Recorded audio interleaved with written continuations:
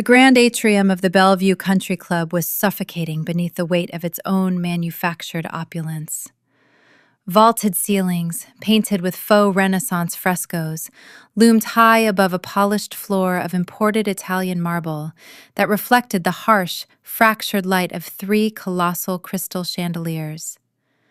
The air was thick, a cloying, almost nauseating mixture of expensive designer perfumes, the sharp tang of spilling Moet and Chandon champagne, and the overwhelming floral scent of 10,000 imported white hydrangeas and rare blue orchids that had been flown in from Holland just that morning.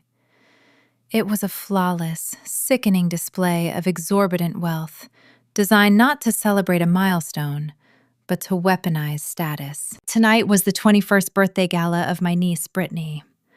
To call it a party would be an insult to the word.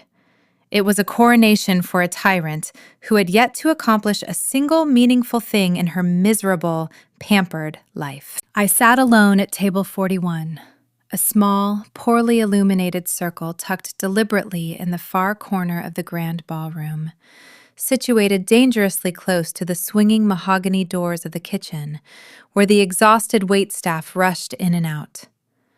This was no accident. My seating assignment was a calculated, geographical insult engineered by my older sister Vanessa, Brittany's mother and the undisputed architect of our family's toxic, image-obsessed facade. To Vanessa, I was nothing more than an ugly smudge on her perfect societal portrait. I was the quiet, unmarried aunt, the assumed failure, the woman who wore a tailored, understated charcoal suit, while the rest of the room paraded around in gaudy, sequined evening gowns that screamed for validation. A string quartet positioned on a raised velvet dais in the center of the room sawed away at a pretentious classical rendition of a modern pop song.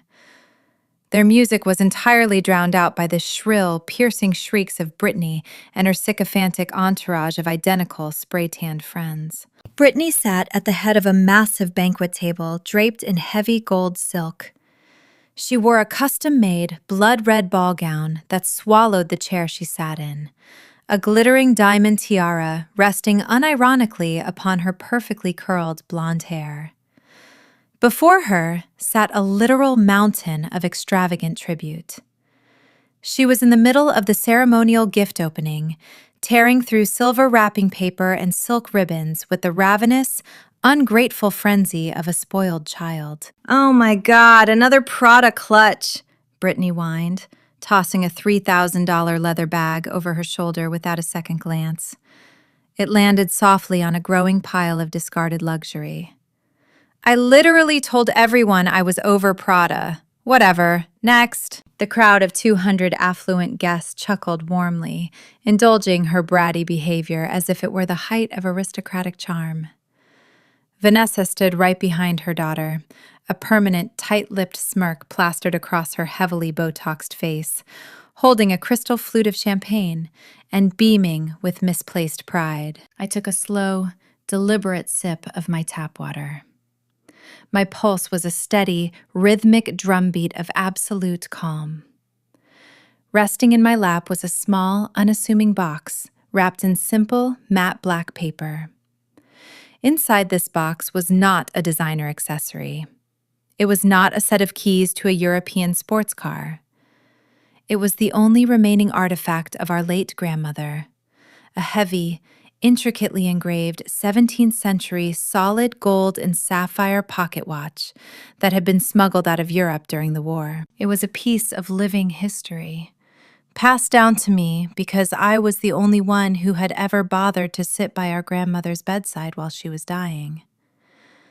I had decided, against my better judgment, to offer it to Brittany tonight as an olive branch, a gesture to bridge the decades of venomous divide. When the mountain of shallow luxury had finally been reduced to a pile of torn silver paper, Vanessa clinked her manicured fingernail against her champagne flute.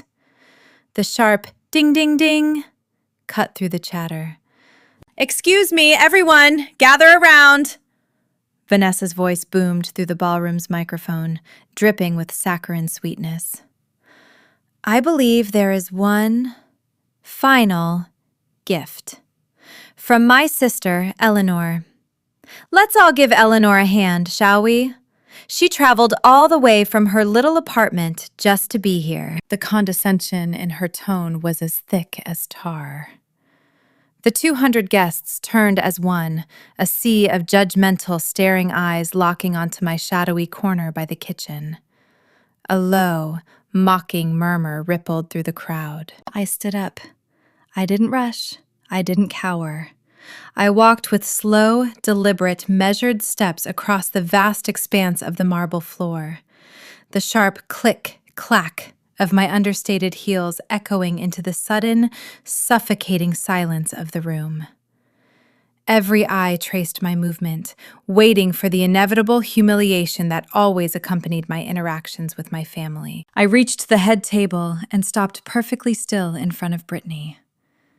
She looked down at me from her elevated chair, her lips curled into a sneer of pure, unfiltered disgust. I extended my hand, offering the small, unbranded black box. "Happy birthday, Brittany," I said, my voice steady, betraying zero emotion.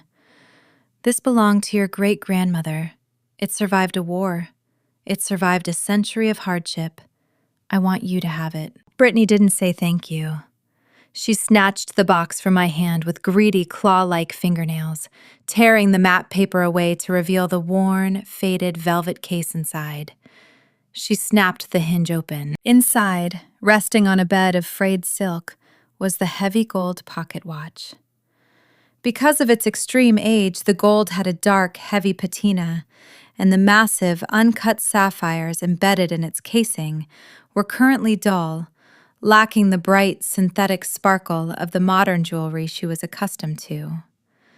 To an untrained, ignorant eye, it looked like a heavy, dirty piece of junk. Brittany stared at it.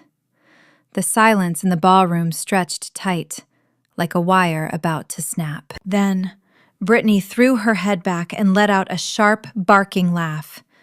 It was a cruel, abrasive sound that echoed off the vaulted ceilings. "What the hell is this?" she spat, her voice amplified by her mother's microphone. She pinched the ancient, priceless chain between two fingers, lifting the watch up and dangling it in the air like a dead rat. "Are you serious, Aunt Eleanor? You bought me something from a flea market? This is literally covered in dirt." "It's a family heirloom," I replied, my voice dangerously quiet, my face an impenetrable mask of stone. "It's ugly garbage," Brittany snapped back, her eyes flashing with vindictive malice. She turned to the crowd, playing to her audience. "I mean, seriously? Everyone else gets me Cartier and Balenciaga, and my broke aunt brings me literal garbage. I guess this is what happens when you're 35 and completely pathetic." The ballroom erupted. 160 guests burst into roaring, mean-spirited laughter. Vanessa covered her mouth, her shoulders shaking with amusement as she looked at me with triumphant, predatory eyes. But I didn't break. I didn't flinch. I didn't shed a single tear. I just watched. Brittany, emboldened by the laughter of the elite crowd, spun around in her chair. Right behind her, positioned next to the lavish 6-tier fondant cake, was a heavy, stainless steel refuse bin used by the waitstaff to scrape discarded food from the plates of the wealthy. Without a second of hesitation, Brittany reeled her arm back and threw the heirloom. The heavy gold watch sailed through the air in a glittering, tragic arc, landing with a sickening metallic clang directly into the trash bin, sinking instantly into a vile mixture of half-eaten crab cakes, melted frosting, and discarded napkins. The crowd gasped in mock shock, followed instantly by a fresh wave of uproarious applause. Vanessa patted her daughter on the shoulder, leaning into the microphone to purr, "Well, I suppose that's exactly where trash belongs. Thank you for the effort, Eleanor. You can go back to your table now." They thought they had broken me. They thought this was the crescendo of my lifelong humiliation. They thought they had finally pushed the pathetic, broke ant completely over the edge. They had absolutely no idea what they had just unleashed. I didn't turn back to my table. I just smiled. A slow, chilling, razor-sharp smile that caused the laughter at the tables closest to me to suddenly falter and die. Before Vanessa could utter another venomous word, the heavy, brass-studded double doors at the main entrance of the ballroom swung open with a violent, booming crash that shook the walls. The laughter of 200 people was instantly silenced. A tall, striking man in his late 50s, wearing a perfectly tailored, bespoke Savile Row suit, strode into the room. He walked with the terrifying, unyielding authority of a man who commanded empires. Flanking him were two massive, stone-faced security guards wearing earpieces. It was Arthur Pendleton, the most ruthless, highly sought-after estate appraiser and private wealth auctioneer on the Eastern Seaboard. He was a man who handled the liquidation of billionaire estates, and his hourly rate was more than Vanessa's husband made in a year. He didn't look at the bride. He didn't look at the extravagant decorations. He marched straight down the center aisle, the crowd parting for him like the Red Sea, terrified of the raw power radiating from his presence. He walked directly past Vanessa, who was now pale and gripping her champagne flute so hard her knuckles were white, and marched straight to the stainless steel trash bin. He plunged his gloved hand directly into the garbage, pulling out the dripping, tarnished pocket watch. Arthur pulled a jeweler's loop from his breast pocket, wiped the smeared frosting from the sapphire casing with a silk handkerchief, and held it up to the light of the chandelier. The entire ballroom held its breath. You could hear a pin drop on the marble floor. Arthur lowered the loop, turned his piercing, icy gaze toward Brittany, and then looked directly at me, offering a deep, respectful bow. "Madam CEO." Arthur's deep, baritone voice echoed flawlessly through the silent, paralyzed room. "I can confirm its authenticity. This is the lost 1642 Romanov sapphire timepiece.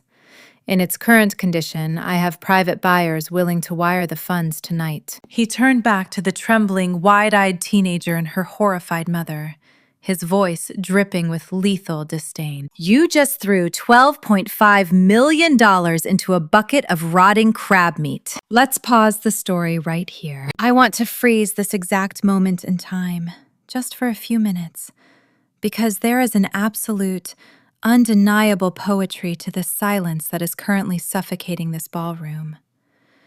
If you could step through the screen and walk among these frozen figures with me, you would see the exact microsecond that a lifetime of manufactured arrogance begins to shatter. Look at my sister, Vanessa. Notice the way the heavy, imported crystal champagne flute is beginning to slip from her suddenly numb fingers. In a fraction of a second, it's going to hit the Italian marble floor and shatter into 100 glittering pieces. A perfect physical manifestation of what is about to happen to her carefully curated, completely fraudulent life. Look at the color draining from her heavily contoured cheeks, leaving behind a pale, ashen mask of pure, unadulterated terror. For 42 years, Vanessa's entire existence has been built on the delusion that she was the apex predator of our family, the undisputed queen of a tiny, pathetic suburban kingdom. She truly believed that she held all the cards simply because she was loud, cruel, and married a man with a decent golf handicap. She never once considered that the quiet, pathetic sister she shoved into the shadows was secretly buying the very ground she stood on. And then look at Brittany, the spoiled, venomous golden child, frozen with her jaw literally hanging slack, staring into a stainless steel garbage bin full of rotting crab meat and melted fondant, as if she is looking into the deepest, darkest abyss of her own ruined future. $12.5 million. Gone.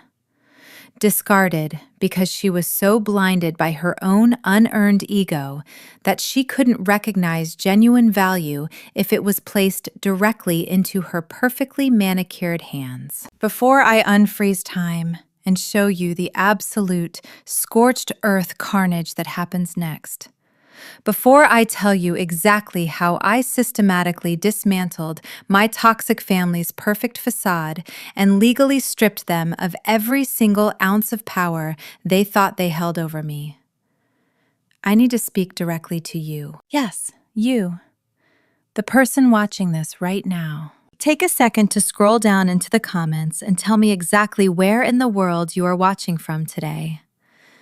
We have people tuning in from every corner of the globe, and I want to see how far this message is reaching. More importantly, I need you to hit that like button and subscribe to the channel right now if you have ever had to endure the sheer, exhausting agony of dealing with a toxic family member.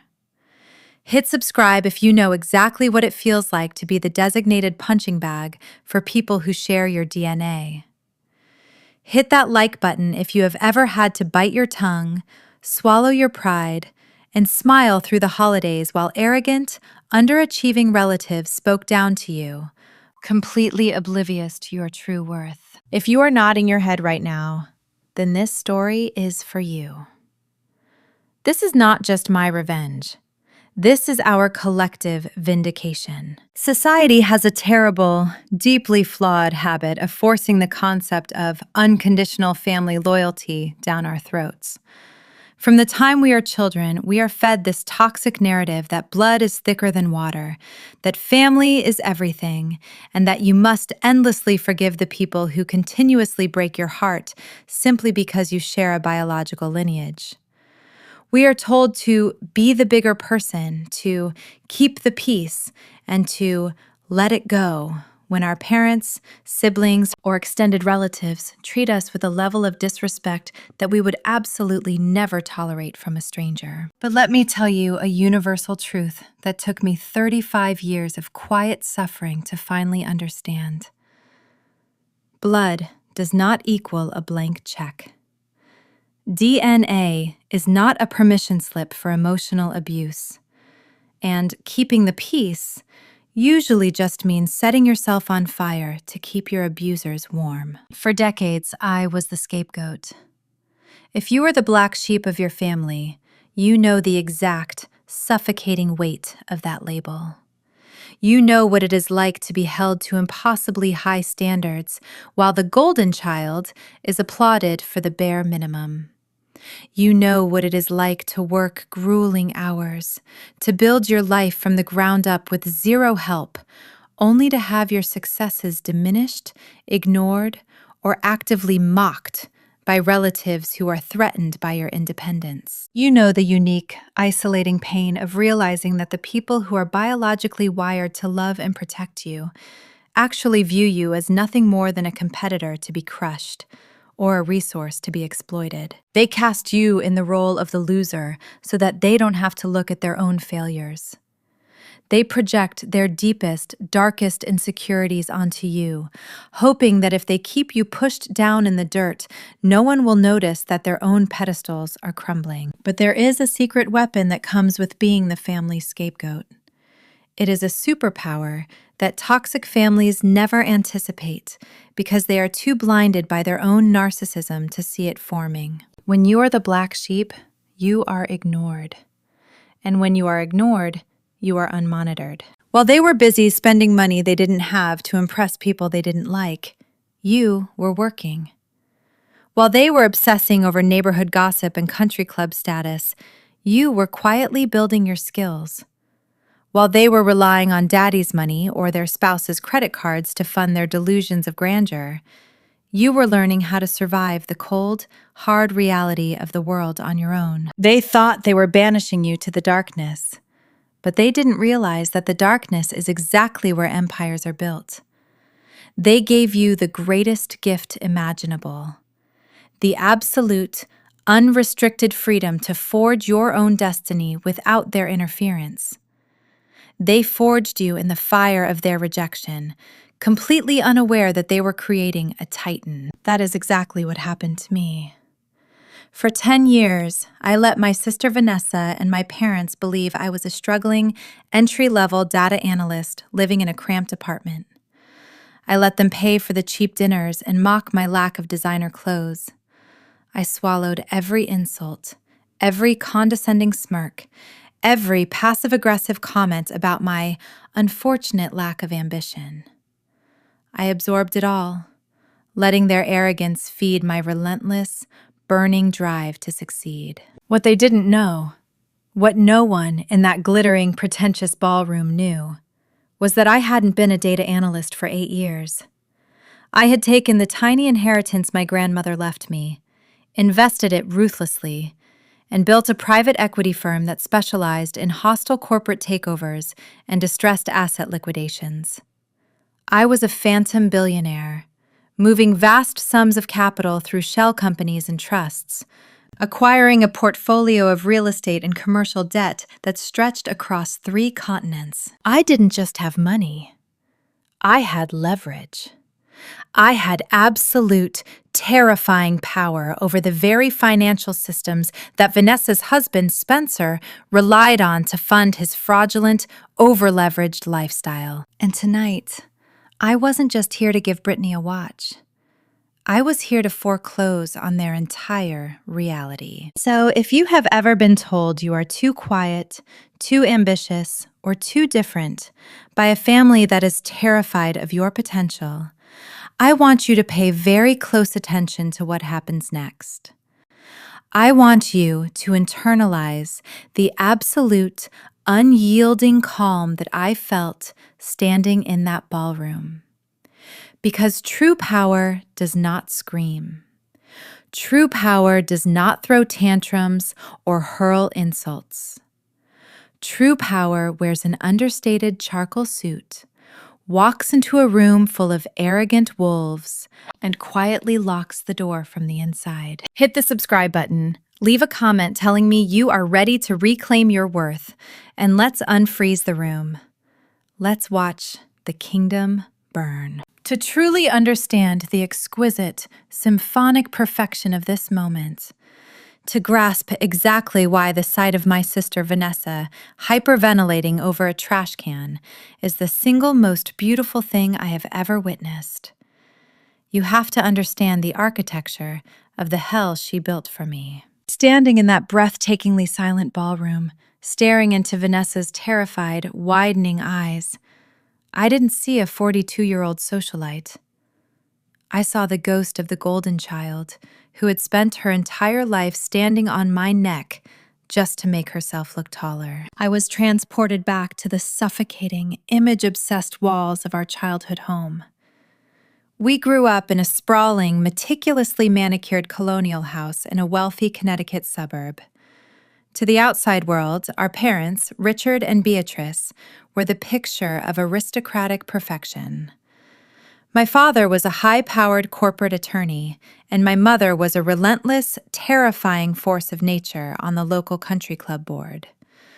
But behind the heavy oak doors of our home, there was no love. There was only commerce. There was only the relentless, exhausting pursuit of status. And in that pursuit, children were not viewed as human beings to be nurtured. We were assets to be managed. And from the moment she was born, Vanessa was the blue chip stock. Vanessa was stunningly beautiful, undeniably charismatic, and possessed a natural, cunning instinct for manipulation that our mother viewed as the ultimate sign of high society pedigree. She was groomed for greatness, not the kind of greatness that involves intelligence or hard work, but the kind that involves marrying old money and throwing extravagant galas. She was dressed in imported European silk while she was still in a stroller. She was given private equestrian lessons, elite tutoring, and a brand new cherry red convertible the exact morning of her 16th birthday. Then there was me, Eleanor, the disappointment. I was quiet, observant, and possessed a sharp analytical mind that terrified my mother. I didn't care about fashion magazines or debutante balls. I cared about books, numbers, and the undeniable logic of the world. Because I didn't fit the rigid, shallow mold of the perfect socialite daughter, I was immediately cast in the role of the family's scapegoat. The double standard was not just obvious. It was a physical, crushing weight that I was forced to carry every single day. If Vanessa got a C on a chemistry exam, my parents hired a team of private tutors and blamed the school system for failing her. If I got an A- on an advanced calculus final, my mother would sigh loudly at the dinner table and say, "Well, I suppose we can't all be perfect, can we, Eleanor? Try harder next time so you don't embarrass us." My parents paid fully for Vanessa's tuition at an elite, out-of-state private university, an opportunity she squandered by partying 6 nights a week, eventually graduating with a useless degree in hospitality communications and a Rolodex of wealthy boyfriends. When it was time for me to go to college, my father sat me down in his mahogany-paneled study, poured himself a glass of expensive scotch, and handed me a stack of community college brochures. "We've spent a fortune ensuring your sister is properly positioned in the world," he had said, not even looking me in the eye. "You've always been self-sufficient, Eleanor. We expect you to figure it out on your own.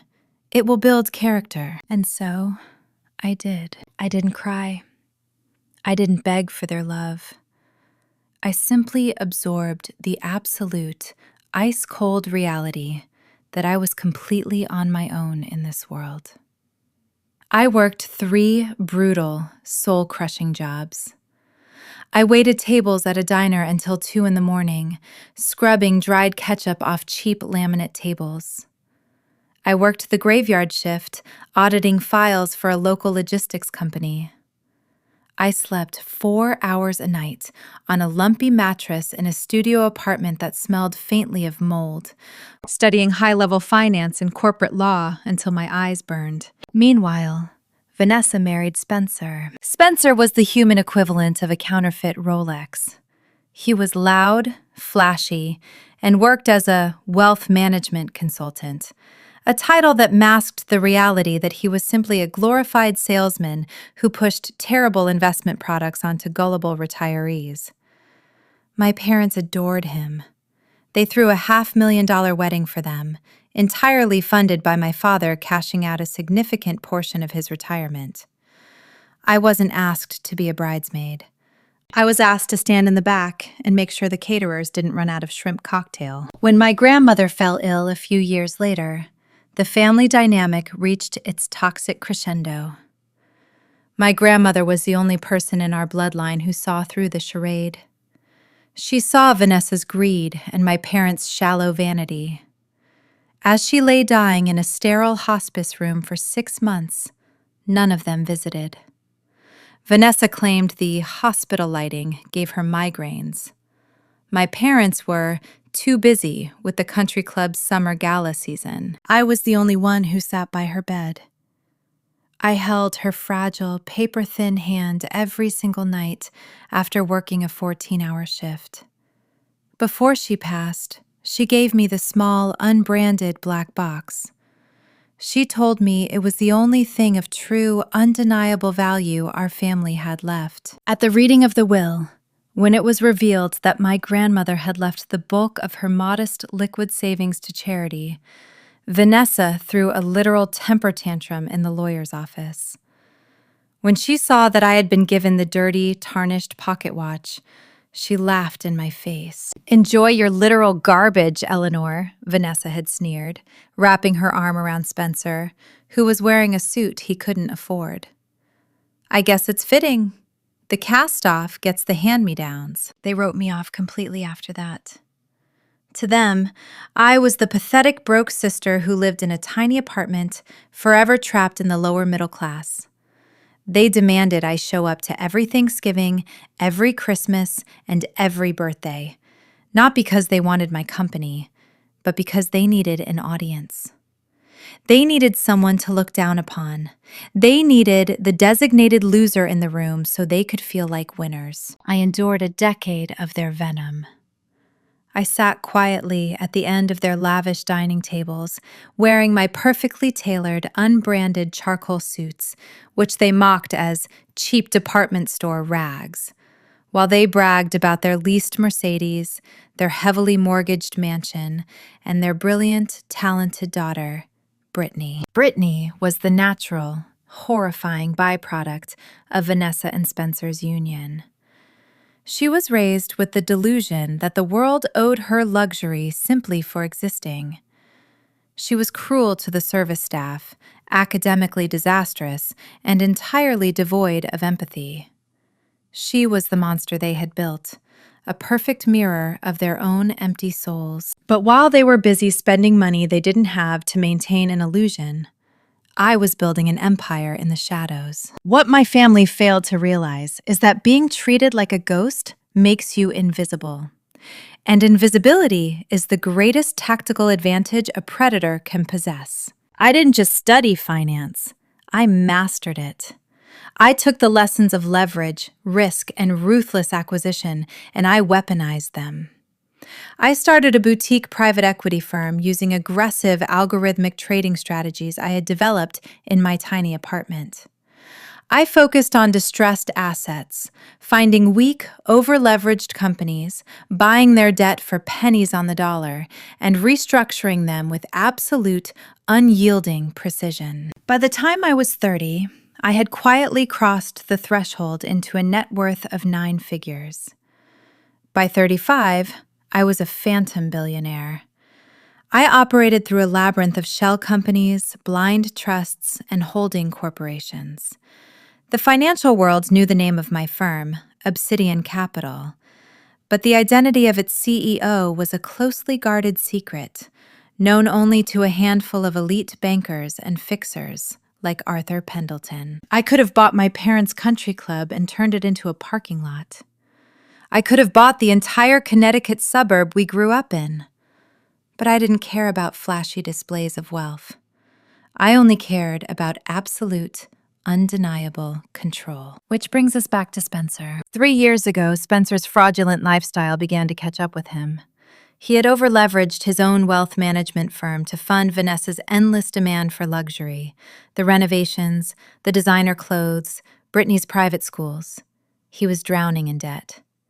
Desperate, Spencer took out a massive, high-interest mezzanine loan from a shadow banking institution just to keep his mansion from going into foreclosure and to maintain the illusion of success. He thought he was being clever. He thought he was borrowing from a faceless corporate entity that he could outsmart or delay. He had no idea that the holding company that authorized his loan, the entity that now held the deed to his house, the liens on his leased luxury cars, and the absolute rights to liquidate his failing business, was a subsidiary of Obsidian Capital. He had no idea that every time he sneered at me across the Thanksgiving table, mocking my quiet demeanor, he was literally insulting the woman who owned his entire life. I didn't just let the trap snap shut right away. I let it marinate. I let them dig their hole deeper and deeper. I watched them plan this nauseating, exorbitant 21st birthday party for Brittany, knowing full well that Spencer had quietly maxed out 3 different lines of credit just to pay for the imported orchids and the string quartet. I waited for the perfect moment. I waited until the stage was set. The audience of their elite, judgmental peers was seated, and their arrogance was at its absolute zenith. I offered Brittany the watch as a final, silent test. A test I knew she would fail. And she did.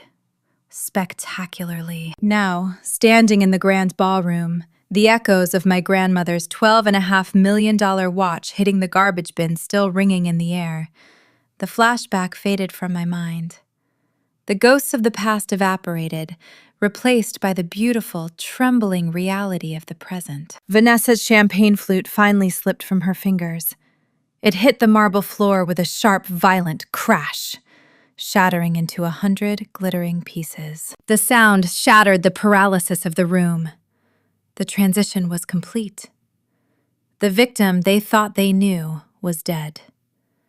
The billionaire they had unwittingly summoned was ready to speak. The sound of Vanessa's crystal champagne flute hitting the imported Italian marble floor did not just break the silence, it violently executed it. It was a sharp, explosive crash that seemed to echo endlessly against the faux Renaissance frescoes painted on the vaulted ceilings above us. The delicate, expensive glass fractured into hundreds of glittering, razor-sharp shards, sending a spray of pale, expensive vintage champagne across the polished floor. The liquid pooled around the tips of Vanessa's $5,000 designer stilettos, a slow, spreading puddle that mirrored the rapid, uncontrollable collapse of her carefully constructed reality. For a span of perhaps 10 seconds, which in that suffocating, oxygen-starved ballroom felt like 10 agonizing lifetimes, absolutely no one moved. The 200 elite guests, the country club board members, the local politicians, the gossiping suburban housewives dripping in diamonds they couldn't afford, were entirely paralyzed. A moment before, they had been a pack of braying, cruel hyenas, eagerly participating in my public humiliation. Now, their faces were slack, their eyes wide and darting frantically between me, the imposing, bespoke-suited figure of Arthur Pendleton, and the stainless steel garbage bin that currently held an artifact worth more than the combined net worth of half the people in the room. The transition from cruel amusement to absolute, unadulterated shock was a physical, palpable wave that rolled through the crowd. Brittany was the first to break the tableau. The 21-year-old golden child, who just minutes ago had been ruling her pathetic little kingdom from a velvet chair, slowly leaned over the table. Her diamond tiara slipped crookedly on her head as she stared down into the refuse bin. The smell of rotting crab meat and souring frosting wafted up, but she didn't seem to notice. Her eyes were locked onto the edge of the tarnished gold chain, poking out from beneath a discarded napkin. Her chest began to heave in short, ragged, hyperventilating gasps. 12, Brittany choked out, her voice barely a whisper, completely stripped of its usual abrasive arrogance. 12 million? 12.5 to be precise. Arthur Pendleton corrected smoothly, his deep baritone voice slicing through the heavy air with lethal professionalism. He did not look at her with pity. He looked at her the way one might look at an insect that had just crawled out of a drain. Provided, of course, that the sapphire casing has not been permanently damaged by the acidic, corrosive nature of the garbage you just submerged it in. If it has, you have merely thrown away 8 million. Vanessa finally snapped out of her catatonic state. Her heavily Botoxed face contorted into a mask of pure, frantic denial. She could not process what was happening. Her brain, hardwired for decades to view me as entirely subservient and worthless, violently rejected the data it was receiving. "This is a joke!" Vanessa shrieked, her voice cracking, pitching an octave too high as she desperately lunged toward the microphone she had abandoned on the table. She pointed a trembling, manicured finger at Arthur. "This is a prank! Who are you? Did Eleanor hire you? Are you an actor from a community theater? Get out!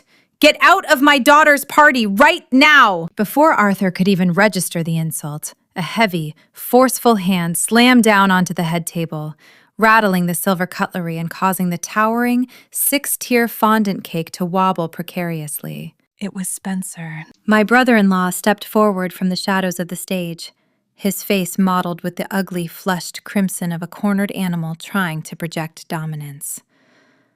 Spencer was a man whose entire identity was tied to the illusion of his own authority. He puffed out his chest, adjusting the lapels of his rented tuxedo, and marched directly toward Arthur with heavy, aggressive steps. "You heard my wife, pal," Spencer barked, attempting to lower his voice to an intimidating growl, though the slight tremble in his chin betrayed his absolute terror.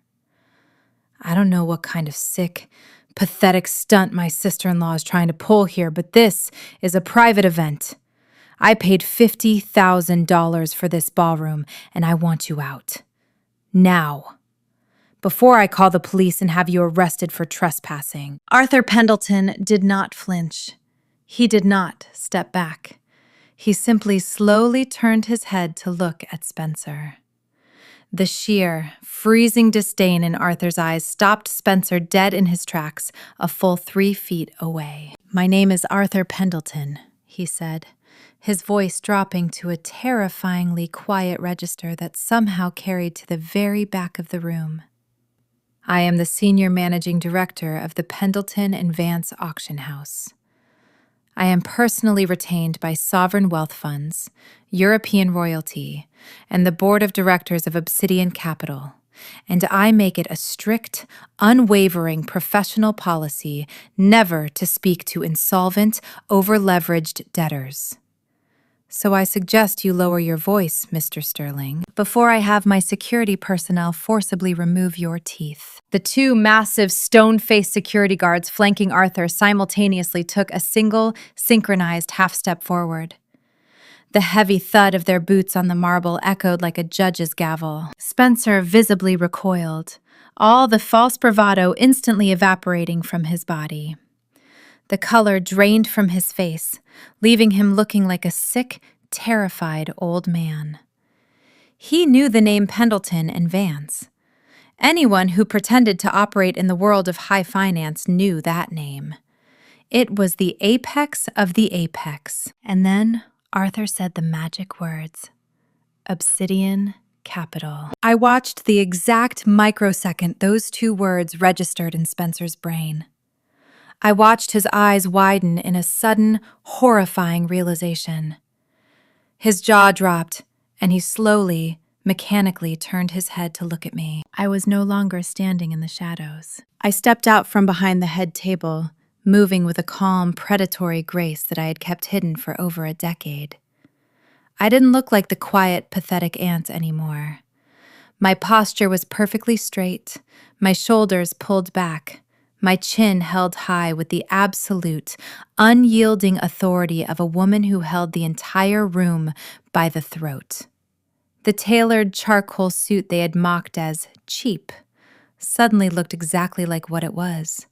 A bespoke, $10,000 armor woven from imported Italian wool, worn by someone who didn't need sequins to command attention. I walked directly up to the head table, brushing past a trembling Spencer, and calmly picked up the microphone. I looked out at the sea of 200 faces. The room was so silent you could hear the gentle, terrified humming of the commercial air conditioning units. Every eye was locked on me. They were waiting for permission to breathe. "Hello, everyone," I said into the microphone.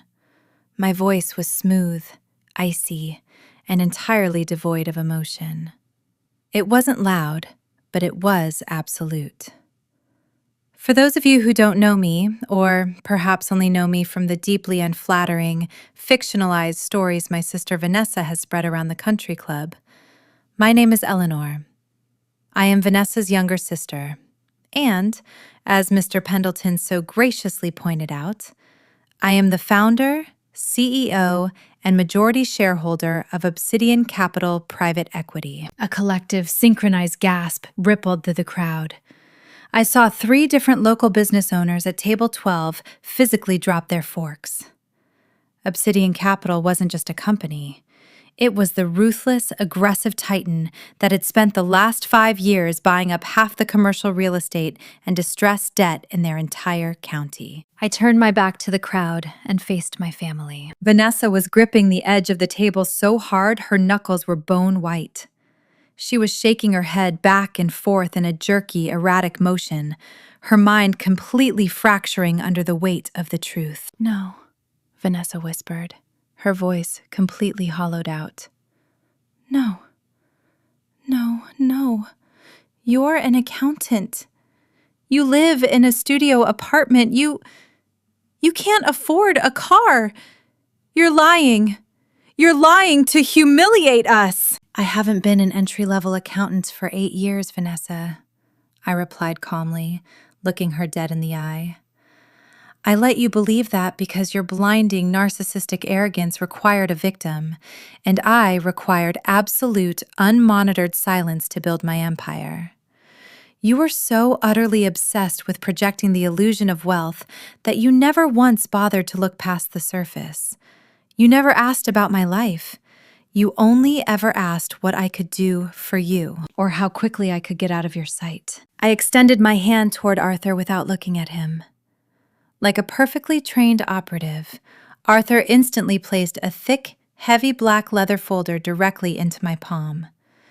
I opened it, the crisp sound of high-grade paper slicing through the silence. But we aren't here to talk about my success, are we? I continued, my voice dripping with lethal precision. We are here to celebrate Brittany. We are here to celebrate this magnificent, flawless display of the Sterling family's wealth. Let's talk about that wealth, Spencer. Shall we? Spencer, you didn't mind humiliating me in front of everyone, Spencer, I snapped, my voice cracking like a bullwhip, echoing violently through the speakers. You and my sister have spent a decade using me as a public punchline. You invited me here tonight specifically to put me at the kitchen doors and mock me. So no, we are not going to do this in private. We are going to do this under the chandeliers you so desperately wanted. I looked down at the first page of the dossier. Let's see, I read aloud, my voice echoing off the walls. 3 years ago, your boutique wealth management firm, Sterling Financial, began bleeding capital. You lost 3 major clients because you were pushing subprime investment products to fund your wife's country club dues. To cover the margin calls and to prevent foreclosure on your $5 million estate, you took out a high-risk mezzanine loan from a shadow entity called Apex Holding Group. Spencer squeezed his eyes shut, a single tear of absolute defeat rolling down his cheek. The crowd was dead silent. The country club elites, the people Vanessa spent her entire life trying to impress, were leaning in, their eyes wide with morbid, predatory fascination. The curtain was being ripped back. Apex Holding Group, I continued, my eyes sweeping the room, is a wholly owned subsidiary of Obsidian Capital. I approved your loan, Spencer. Personally. Vanessa let out a strangled, animalistic sob. You loaned us the money? I didn't loan you anything, Vanessa. I bought you. I corrected her, my voice turning to liquid nitrogen. I bought your house. I bought the deed to the property. I bought the commercial lease on Spencer's office building. I bought the auto loans for the 2 2024 Mercedes-Benz SUVs currently parked in the valet lot outside. You do not own a single brick, a single tire, or a single blade of grass that has your name on it. You have been living in a house of cards, entirely funded by my capital, at an interest rate of 24%. I turned the page of the dossier. And let's talk about tonight, I said, gesturing broadly to the extravagant room, the thousands of orchids, the 6-tier cake. This party, the $50,000 venue rental, the $10,000 string quartet, the open bar pouring vintage champagne. It's magnificent. It truly is. I looked directly at Brittany, who was now quietly sobbing into her hands, the reality of her shattered world finally penetrating her thick skull. Spencer, I said softly, leaning into the microphone. Tell your daughter how you paid for this party. Spencer couldn't speak. He was hyperventilating, his hands gripping his knees as he stared at the floor. Tell her, Spencer! I commanded, my voice booming with terrifying authority. Credit, Spencer choked out, his voice a pathetic, broken rasp. I maxed out 4 different corporate credit cards. I took a second advance on the business line of credit. Exactly, I said, nodding slowly. You drained the absolute last drop of liquid capital from a business that has been technically insolvent for 18 months. You committed wire fraud by leveraging client escrow accounts to pay for the floral arrangements on these tables. A loud collective gasp went up from the crowd. Whispers erupted instantly. Wire fraud. The words carried through the room like a virus. The people who had been laughing at me 5 minutes ago were now looking at Spencer and Vanessa with the kind of absolute disgust reserved for criminals. "So here is the reality of your situation," I said, closing the black leather folder with a sharp, definitive snap. "You are not elite. You are not wealthy. You are a pair of desperate, fraudulent actors drowning in a sea of toxic debt. You built your entire identity on looking down on me, completely oblivious to the fact that you were standing on a trap door and I was the one holding the lever." I took a slow, deep breath, letting the absolute power of the moment fill my lungs. I looked at Vanessa. She was broken. The arrogant, cruel queen of the suburbs was gone, replaced by a terrified, hollowed-out shell of a woman realizing her entire life was over. "For 10 years, I said, my voice dropping to a low, intimate whisper that still carried perfectly through the microphone. I sat quietly while you disrespected me. I endured your insults. I watched you raise a daughter to be just as toxic, just as shallow, and just as cruel as you are. I gave you every opportunity to be a family. But tonight, when you threw the last remaining piece of our grandmother's legacy into the garbage simply to get a laugh from a room full of strangers," I paused, letting the silence stretch tight. "You proved that you are fundamentally beyond repair." I looked over at Arthur Pendleton. I gave him a single, barely perceptible nod. "Mr. Pendleton," I said calmly, "what time is it?" Arthur looked at his perfectly polished Patek Philippe watch. "It is precisely 9:14 p.m., Madam CEO. "Excellent," I replied, turning back to my ruined family.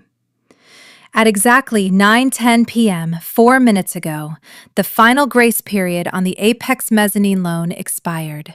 Spencer, you have officially defaulted. I slammed the black folder down onto the head table, right next to the ruins of the shattered champagne flute. "I am foreclosing on the estate," I declared, my voice ringing out with absolute, biblical finality. "I am liquidating Sterling Financial. I am seizing all collateral assets, including the vehicles. The facade is over. The bank is closed. And I am stripping you of every single ounce of power, prestige, and comfort you ever thought you possessed." I dropped the microphone onto the table. It landed with a loud electronic thud that echoed through the stunned, paralyzed ballroom. I didn't smile. I didn't gloat. I just stood there, entirely stoic, watching the beautiful, catastrophic collapse of their empire. The heavy electronic thud of the microphone hitting the table seemed to vibrate through the floorboards, ringing in the ears of every single person in the Bellevue Country Club Grand Ballroom. It was the sound of a guillotine dropping. For the first time in her 42 years of life, my sister Vanessa had absolutely nothing to say. The silence that followed was not the shocked, breathless anticipation from a few moments prior. It was a heavy, suffocating, entirely different beast. It was the silence of a catastrophic vacuum, the sudden absence of all the fake power and artificial prestige that had propped up the Sterling family for over a decade. Then, the whispers began. In high society, loyalty is a myth, and friendship is merely a transaction. The 200 elite guests in the room, the country club board members, the politicians, the wealthy gossips who had just been laughing at my expense, turned on Vanessa and Spencer with the ruthless, terrifying speed of starving wolves smelling blood in the water. The murmurs swelled into a cacophony of vicious, judgmental hisses. Did she say wire fraud? I always knew Spencer's numbers didn't add up. They're completely broke. They don't even own their house. Good Lord, how embarrassing. We need to leave. I stood perfectly still, watching the psychological collapse of my abusers unfold in stunning, cinematic, high definition. Spencer was the first to physically break. The towering, aggressive man who had tried to intimidate Arthur Pendleton just minutes ago suddenly folded in on himself like a crushed soda can. His legs gave out. He gripped the edge of the silk-draped table to stop from hitting the floor, his knuckles white, his chest heaving as he gasped for air. A thick sheen of cold, terrified sweat broke out across his forehead, ruining his carefully styled hair. His smartphone, resting on the table next to the shattered champagne glass, suddenly vibrated. Then it vibrated again. And again. Buzz, buzz, buzz. It was a relentless, mechanical drumbeat. The automated systems of Obsidian Capital were ruthlessly efficient. At 9:10 p.m., the default had been triggered in our servers. By 9:15 p.m., the asset freezes were automatically initiating across all his connected accounts. Spencer stared at the glowing screen of his phone with wide, bloodshot eyes. I didn't need to look at it to know what the push notification said. Access denied. Account frozen. Transfer failed. Overdrawn. Eleanor, please, Spencer wheezed, his voice cracking into a pathetic, high-pitched whimper that was entirely stripped of his usual arrogance. He didn't look at the crowd. He looked up at me from his hunched position, his eyes swimming with desperate tears. You can't do this. I'll go to prison. The escrow accounts. If you freeze the firm's operating capital, the SEC will be alerted by Monday morning. I have a family. Eleanor, I'm your brother-in-law. Please, for the love of God, give me an extension. Just 30 days. I can find the money. I looked down at him, my expression entirely unreadable. You had 18 months, Spencer. And instead of restructuring your debt or downsizing your lifestyle, you stole from retirees to buy imported Dutch orchids and rent a string quartet. You didn't care about going to prison when you signed those fraudulent wire transfers. You only care now because the lights have been turned on and everyone can see exactly what you are. Before Spencer could formulate another pathetic excuse, the heavy oak doors at the back of the ballroom swung open again. This time it wasn't Arthur Pendleton. It was the general manager of the Bellevue Country Club, a stern, impeccably dressed man named Mr. Harrison. He was flanked by the head of catering and 2 club security guards. His face was flushed with panic and outrage. In a room full of wealthy people, word travels at the speed of light, and the phrase, maxed out credit cards, had reached the manager's office in less than 3 minutes. Mr. Harrison marched straight past the murmuring guests, his eyes locked onto Spencer. He did not care about the optics of a scene anymore. He only cared about his bottom line. "Mr. Sterling," Harrison said, his voice loud, sharp, and entirely devoid of the sycophantic customer service tone he normally used with Vanessa. "I need you to step into my office immediately. The primary card you provided for the $50,000 event hold just declined for suspicion of fraud. We attempted the secondary and tertiary cards on file. Both declined.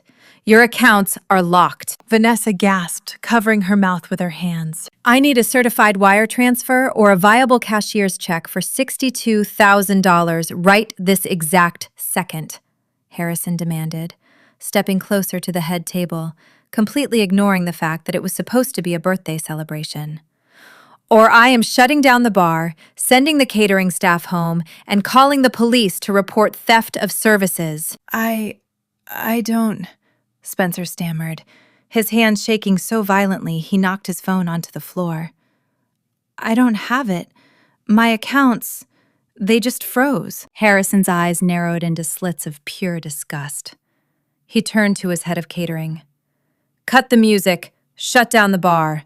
Tell the valet staff to stop accepting tips from this family. They are completely insolvent." The string quartet, which had been awkwardly hovering on their velvet dais, immediately stopped playing. The sudden absence of the classical music made the room feel incredibly stark, cold, and utterly brutal. The guests didn't wait to be asked to leave. It was like a synchronized mass exodus of the elite. Women in $1,000 evening gowns began grabbing their purses, avoiding eye contact with Vanessa as if her sudden poverty was a highly contagious disease. Men in tuxedos muttered insults under their breath as they briskly walked toward the exit.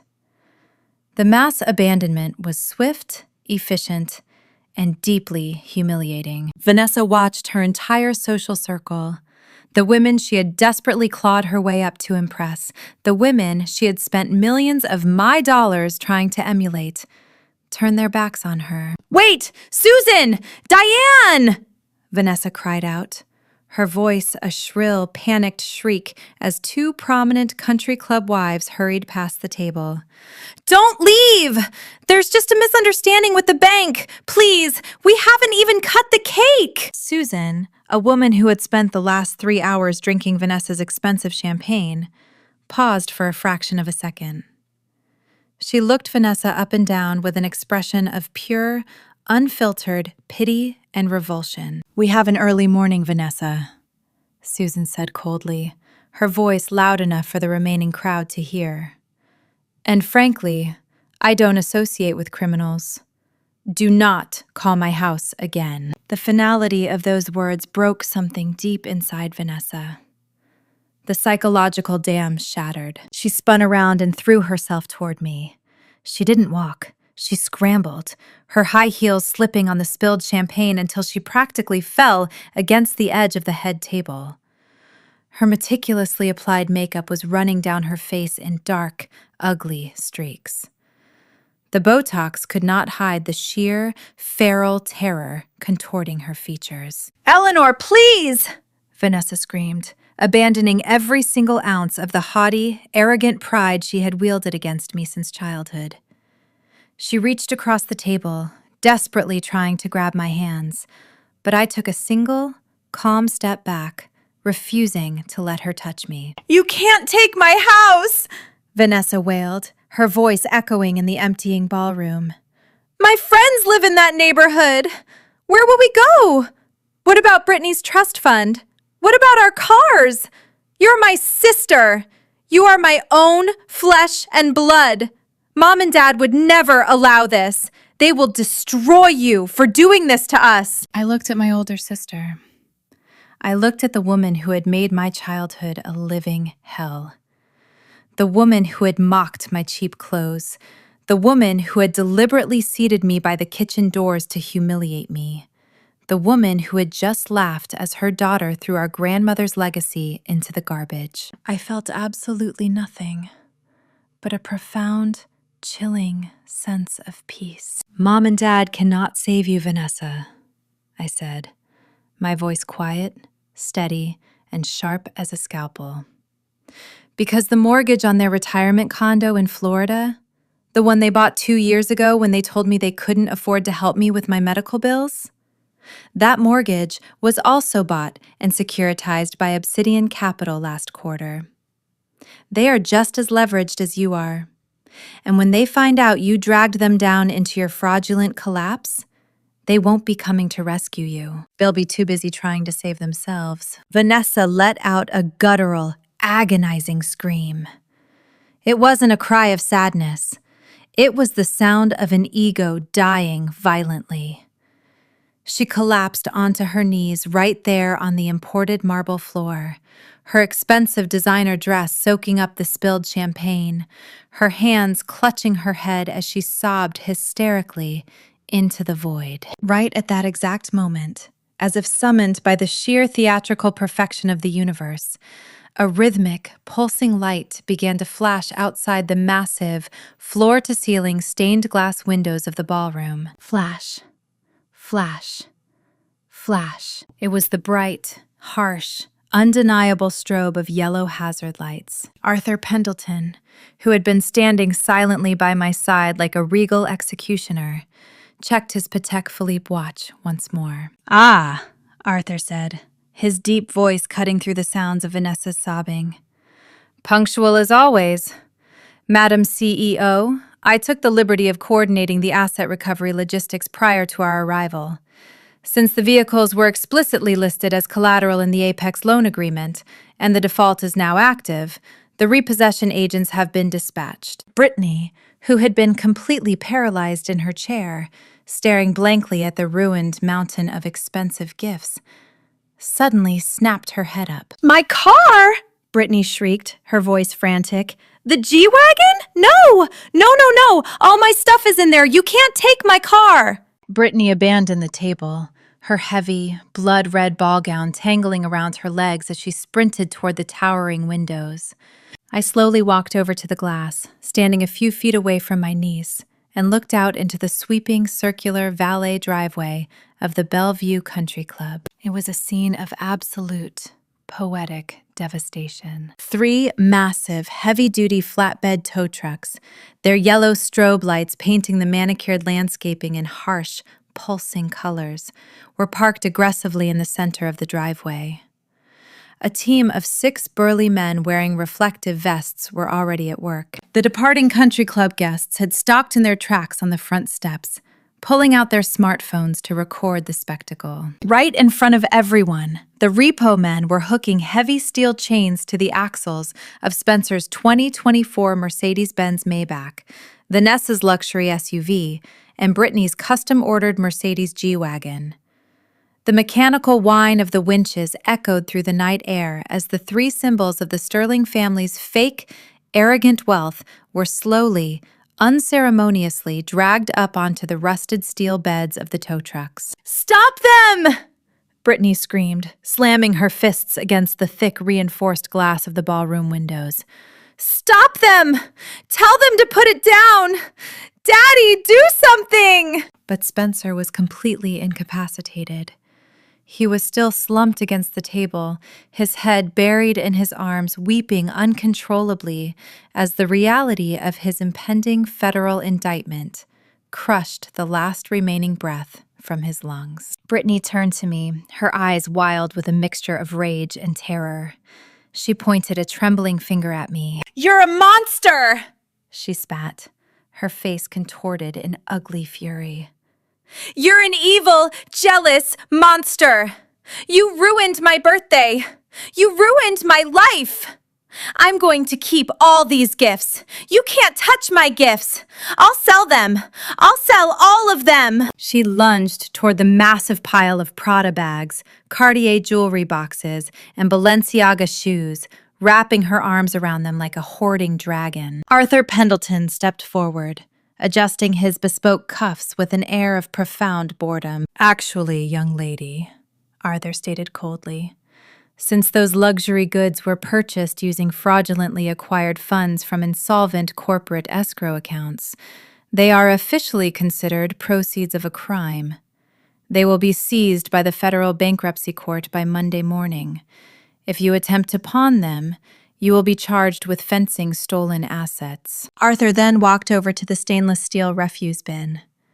He carefully picked up the tarnished gold and sapphire pocket watch, wrapped it gently in his silk handkerchief, and handed it back to me. "I believe this is yours, Madam CEO," Arthur said with a slight bow.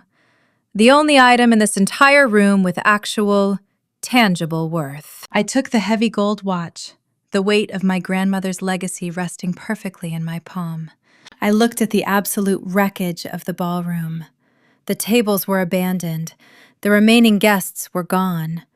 The general manager was standing over Spencer, demanding his social security number for the police report. Vanessa was still on the floor, curled into a fetal position, weeping into the spilled champagne. Brittany was sobbing next to a pile of stolen luxury goods she could never keep, watching her G-Wagon get towed away into the night. They had spent a decade trying to convince the world that I was nothing but trash. But in a single, perfectly executed hour, I had completely leveled their kingdom, stripped them of every single illusion they possessed, and left them with absolutely nothing but the crushing, undeniable weight of their own consequences. The vengeance was not just complete. It was flawless. The heavy 17th century gold pocket watch rested perfectly in the palm of my hand. After the blistering chaos of the last 20 minutes, the sheer, undeniable weight of the heirloom felt profoundly grounding. It was cool to the touch, a silent, enduring testament to survival. I gently ran my thumb over the massive, uncut sapphires embedded in its casing. The smeared remnants of melted fondant and rotting crab meat had been meticulously wiped away by Arthur's silk handkerchief. But even when it was submerged in the literal garbage, its intrinsic value had never once diminished. It had survived a world war. It had survived a century of displacement.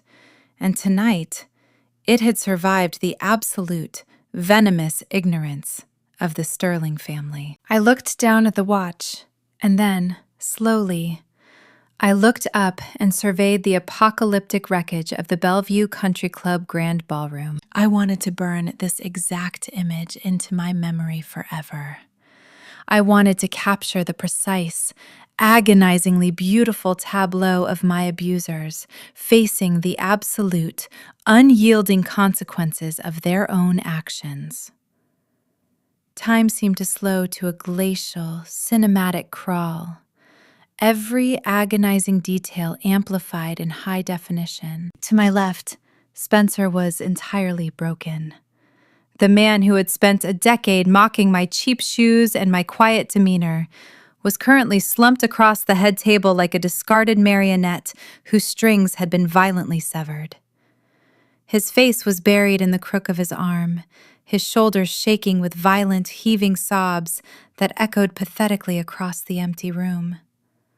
He wasn't crying because he had hurt me. He was crying because the illusion of his superiority had been shattered, and a federal prison sentence was looming over his head like a guillotine. The general manager of the country club stood over him, tapping a clipboard with zero sympathy, demanding financial restitution from a man who no longer possessed a single dime to his name. To my right, Vanessa was still on the floor. My older sister, the undisputed, terrifying queen of our childhood, the woman who had weaponized our parents' love and turned my existence into a daily psychological battlefield, was utterly unrecognizable. Her $5,000 designer gown was soaked in spilled champagne and smeared with cake frosting. Her meticulously constructed, heavily Botoxed face was a horrific, streaky mess of running mascara and feral, wide-eyed panic. She was muttering to herself, staring blankly at the shattered pieces of her crystal champagne flute, her mind completely unable to process the mathematical reality that she was now homeless, penniless, and universally despised by the very socialites she had spent her life worshipping. And then there was Brittany. My niece was standing by the towering, floor-to-ceiling stained glass windows, her hands pressed desperately against the thick panes as she screamed out into the night. Outside, bathed in the harsh, flashing yellow strobe lights of the tow trucks, her custom-ordered Mercedes G-Wagon was being violently winched up onto a rusted steel flatbed. She was throwing a literal tantrum, pounding her fists against the glass, utterly incapable of comprehending that the universe did not, in fact, owe her a life of unearned luxury. For 35 years, I had harbored a deep, burning reservoir of anger toward these people. I had spent countless sleepless nights in my cramped studio apartment, crying tears of sheer frustration, wondering why I was fundamentally unlovable to the people who shared my DNA. I had fantasized about screaming at them, about forcing them to see my worth, about demanding the respect and human decency they so effortlessly gave to complete strangers. But standing here right now, amidst the absolute ruins of their manufactured empire, looking at the pathetic, weeping husks of the people who had tortured me, I didn't feel anger. I didn't feel rage. I didn't even feel the burning, vindictive heat of revenge anymore. I felt absolutely nothing. And that profound, terrifying apathy was the most liberating sensation I had ever experienced in my entire life. The invisible, suffocating chains of familial obligation, the toxic psychological tethers that had bound me to their judgment, their approval, and their cruelty, simply evaporated into thin air. They snapped. The spell was broken. I realized with absolute crystalline clarity that I was completely, fundamentally superior to them in every conceivable metric that mattered. I did not need their love. I did not need their validation. They were nothing to me but a bad investment that I had finally, ruthlessly liquidated. I closed my hand around my grandmother's watch, slipped it safely into the inside breast pocket of my bespoke charcoal suit, and took a slow, deliberate breath. It was time to go. I turned my back on the head table and took my first step toward the main exit. My Italian leather heels clicked against the imported marble floor with a sharp, echoing, rhythmic cadence. Click, clack. Click, clack. The sound cut through the pathetic weeping and the frantic screams like a metronome of absolute authority. I did not rush. I walked with the slow, predatory, fluid grace of an apex predator leaving a battlefield.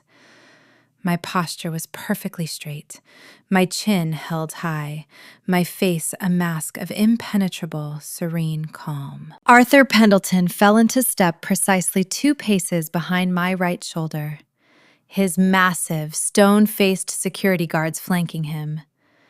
Together, we moved like an unstoppable tidal force sweeping through the cavernous room. The ballroom was mostly empty of guests, but the sprawling army of waitstaff, bartenders, and catering managers were still present, frozen in the shadows, watching the spectacle unfold. As I walked down the center aisle, the staff physically parted for me. They scrambled backward, pulling their serving trays to their chests, pressing their backs against the walls and the remaining banquet tables to ensure my path was entirely unobstructed.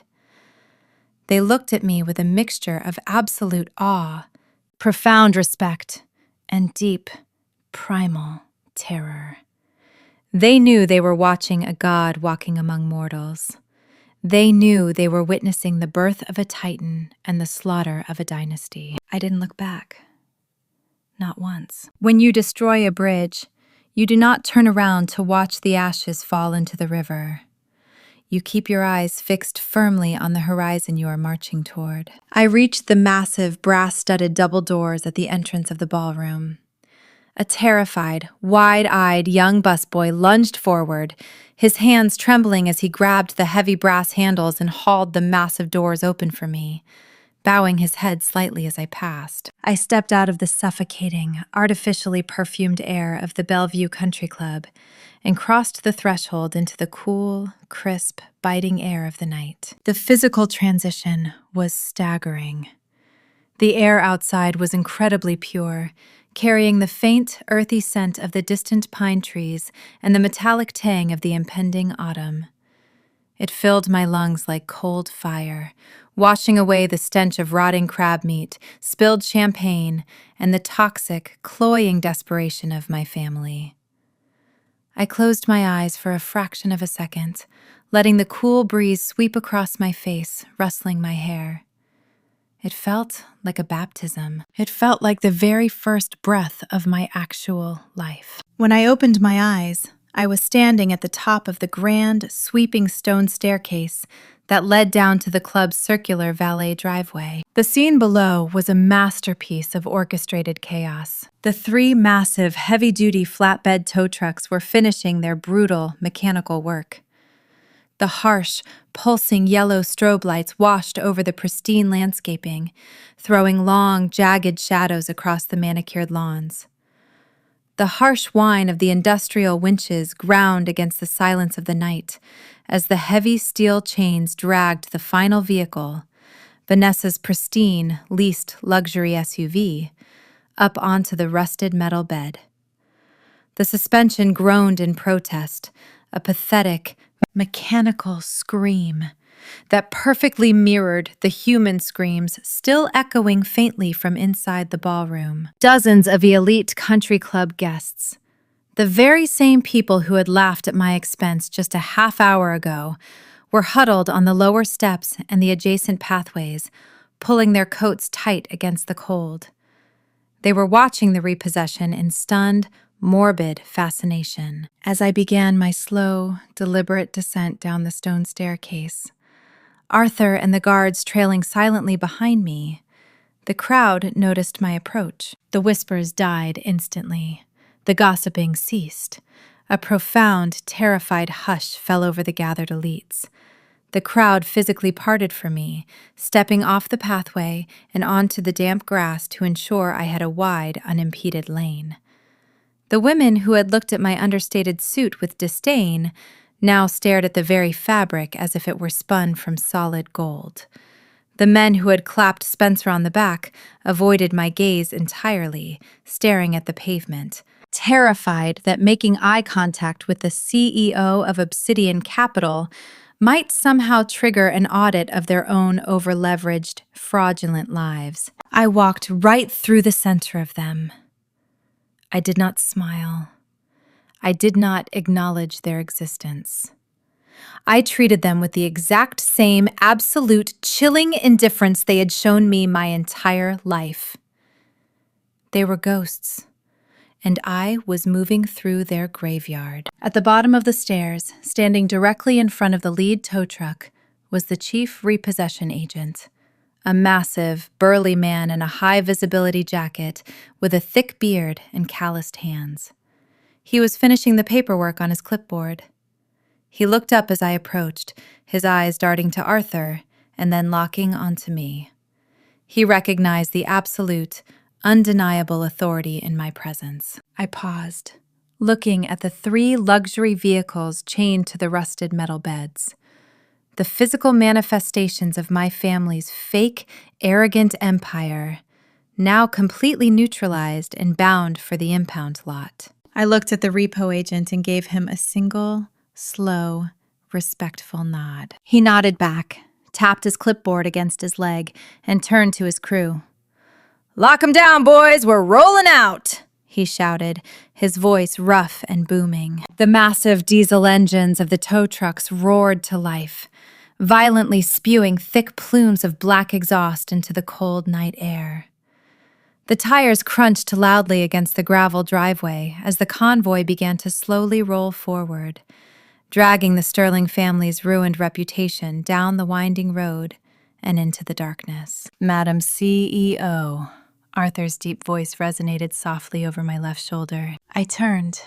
While the repo trucks were clearing the driveway, a sleek, terrifyingly beautiful vehicle had silently pulled up to the curb, right at the base of the stairs. It was my car. It was a custom-built, armored, midnight black Mercedes Maybach S680.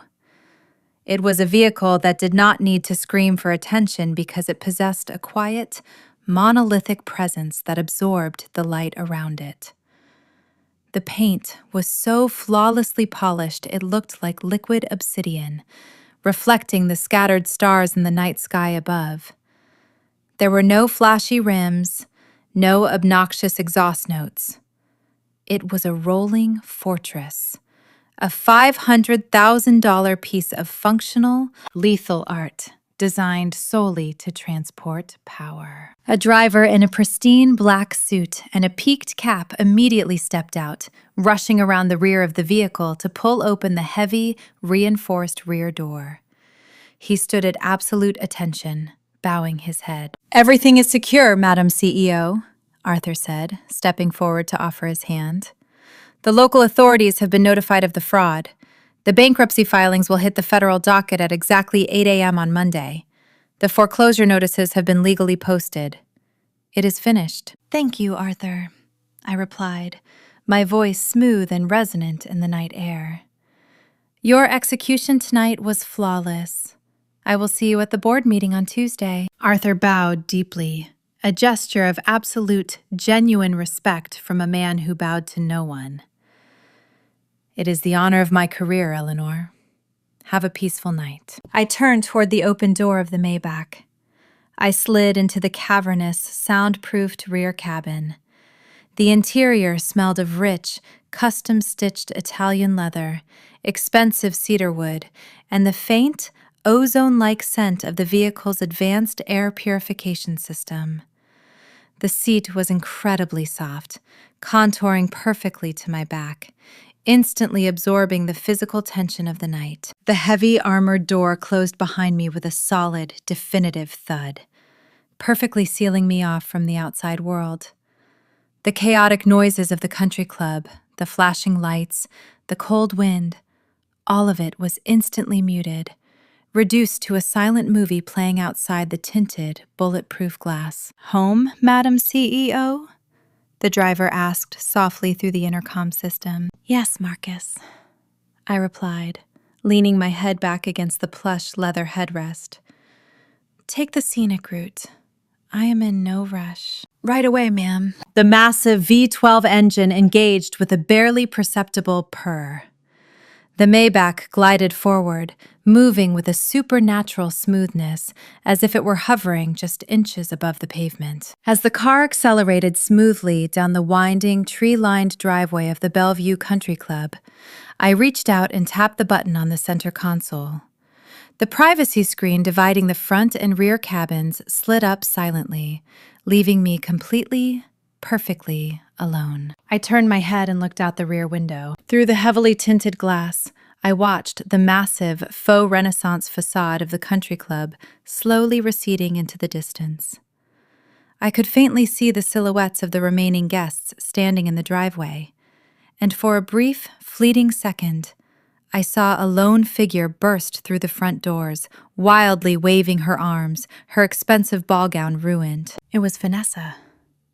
She was screaming out into the void, reaching out for the sister she had spent a lifetime destroying, desperately hoping for a salvation that was never, ever going to come. I watched her frantic, pathetic flailing as the Maybach picked up speed.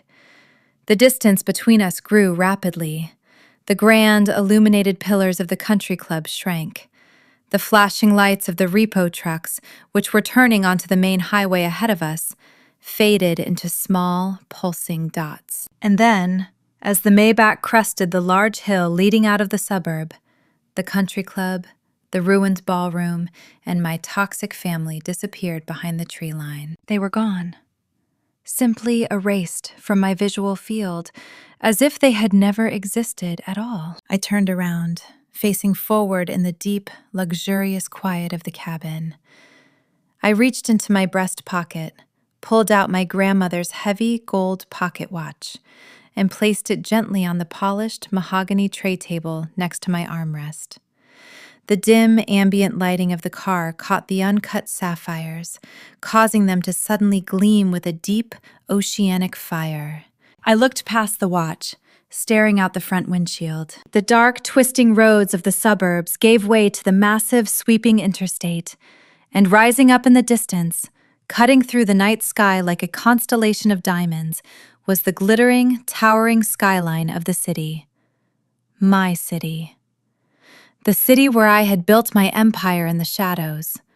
The city that was currently resting in the palm of my hand. A slow, genuine smile, the first real smile I had worn in a decade, spread across my face. I leaned back, closed my eyes, and let the absolute, intoxicating rush of total freedom wash over my soul. I was 35 years old. I was a phantom billionaire. I was untouchable. And for the very first time in my entire life, I was finally, truly, completely free. The city skyline reflected off the tinted, bulletproof glass of the Maybach as we cruised down the interstate, The brilliant constellation of high-rises and skyscrapers washing the luxurious interior of the cabin in a soft, rhythmic glow. The V12 engine hummed with a deep, barely perceptible vibration, a mechanical heartbeat that perfectly synchronized with the profound, overwhelming peace settling into my chest. For the first time in 35 years, my shoulders dropped. The perpetual, invisible knot of anxiety that had lived in the pit of my stomach since childhood, the biological defense mechanism installed by decades of emotional, psychological warfare, simply dissolved. Let's pause the narrative here, one final time. I want you to sit with me in the absolute pristine silence of this car. I want you to feel the deep, luxurious quiet that comes not just from soundproofed doors and acoustic glass, but from the absolute, undeniable cessation of a lifelong war. As we drive away from the wreckage of the Bellevue Country Club, leaving my toxic family to drown in the shallow, fraudulent puddle of their own making, I need to speak directly to you. Yes, you. The person watching this video who might be sitting in the dark right now, gripping your phone, feeling the exact same heavy, suffocating weight of familial obligation that I carried for over a decade. We need to have a very raw, very unapologetic conversation about the single most dangerous lie society has ever forced us to swallow. From the time we are old enough to understand language, we are brainwashed with a deeply flawed, culturally enforced narrative about family. We are force-fed Hallmark card platitudes and holiday movie tropes that tell us family is everything, blood is thicker than water, and that no matter how terribly your relatives treat you, you must always be the bigger person and forgive them. Society demands that we offer endless grace to the people who share our DNA, treating biological relation as an irrefutable, lifetime contract of unconditional loyalty. But let me tell you the absolute, unvarnished truth. A truth forged in the fires of 35 years of emotional abuse, public humiliation, and ultimate, spectacular vindication. Blood does not equal a blank check. Sharing a genetic sequence with someone does not grant them an all-access pass to your peace of mind, your financial resources, or your self-esteem. DNA is a biological accident. It is not a permission slip for relentless disrespect. If a stranger on the street spoke to you the way your toxic parents or arrogant siblings do, you would call the police. If a coworker undermined your success, mocked your appearance, and financially exploited you the way your family does, you would absolutely drag them straight to HR and have them terminated immediately. So why, when the abuse comes from inside the house, are we expected to simply smile, set another place at the Thanksgiving table, and silently absorb the poison? For years, I was the scapegoat of the Sterling family. If you are watching this, there is a very high probability that you are the scapegoat of yours. You know exactly what that role entails. It means you were assigned the role of the problem so that the actual problems in your family didn't have to look at themselves in the mirror. You were designated as the failure, so the golden child could feel like a success without having to actually earn it. You were forced to carry the crushing, invisible baggage of your parents' deepest insecurities, their failed ambitions, and their desperate, pathetic need to project a flawless image to a world that ultimately does not care about them. Toxic families operate exactly like a corrupt corporation. They have a rigidly defined hierarchy, a carefully manufactured PR image, and a designated class of workers whose sole purpose is to be exploited to keep the executives comfortable. They demand you set yourself on fire simply to keep them warm. And the moment you refuse to hand over the matches, the moment you politely suggest that maybe they should gather their own firewood, they do not apologize. They do not reflect. They launch a smear campaign. They call you selfish. They call you ungrateful. They call you crazy. They weaponize your reaction to their abuse, completely ignoring the decades of agonizing provocations that pushed you to the breaking point. They will cry genuine, pathetic tears to anyone who will listen, playing the victim with Oscar-worthy performances, while carefully omitting the fact that they are holding the very knife they just pulled out of your back. But here is the beautiful, terrifying secret that toxic families are absolutely desperate to keep you from realizing. You hold all the power. They need you. You do not need them. A parasite cannot survive without a host. A bully cannot feel powerful without a victim. My sister Vanessa and her fraudulent, over-leveraged husband Spencer built their entire identities on looking down on me. They needed me to be the broke, pathetic, quiet aunt in the corner, so they could feel like the apex predators of their tiny, pathetic suburban kingdom. They derived their entire sense of self-worth by extracting it from me. But what happens when the host simply walks away? What happens when the bank forecloses on the emotional and financial capital you've been letting them borrow for free? They collapse. Instantly and spectacularly. Walking away from toxic family members is not a sign of weakness. It is not an act of cruelty. It is the absolute highest form of self-preservation. It is a radical, beautiful, unapologetic declaration of your own inherent worth. It takes a monumental amount of courage to look at the people who raised you, the people you grew up with, and say, I am no longer accepting the treatment I have been receiving. My rate has gone up, and you can no longer afford access to my life. When I stood in that grand ballroom and completely dismantled my family's empire, I did not do it out of a petty desire for revenge. I did it because it was necessary to finalize the transaction. I had to rip away the illusion of their superiority so they could finally see the barren, empty reality of who they truly were. I had to let them hit the absolute, unforgiving concrete of rock bottom, because that is the only place where the truth actually lives. And the truth is, true wealth has absolutely nothing to do with imported Dutch orchids, leased Mercedes SUVs, or $50,000 country club parties funded by wire fraud.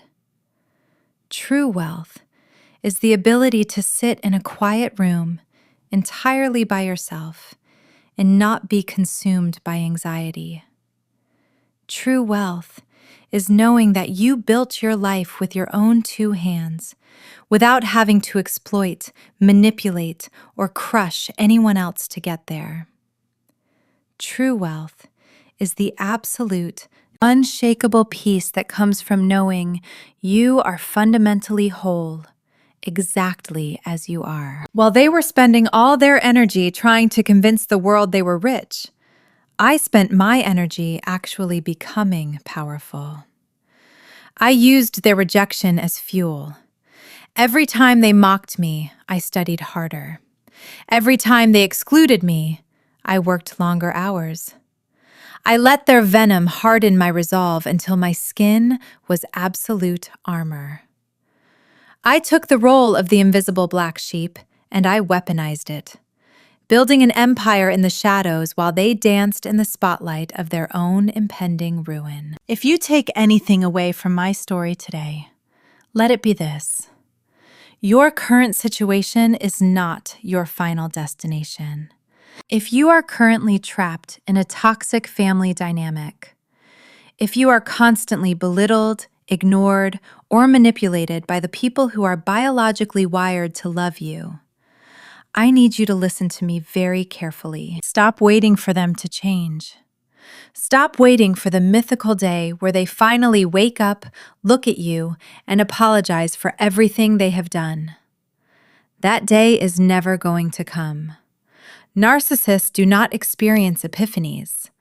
They only experience consequences. You have to be your own savior. You have to quietly, ruthlessly audit your life. You must identify the toxic liabilities, whether they are your parents, your siblings, or your extended relatives, and you must begin the process of liquidating them from your emotional portfolio. Start building your empire in the dark. Educate yourself. Save your money in complete silence. Build a chosen family of friends and mentors who value you for your character, not for what you can provide them. Become a ghost in your own home if you have to. Let them think you are exactly what they want you to be: quiet, compliant, unremarkable. Let them underestimate you. Let them mock you. And then, when you have finally secured your independence, when you have built a fortress of absolute self-reliance that they cannot possibly breach, you walk away. You do not need to give them a grand speech.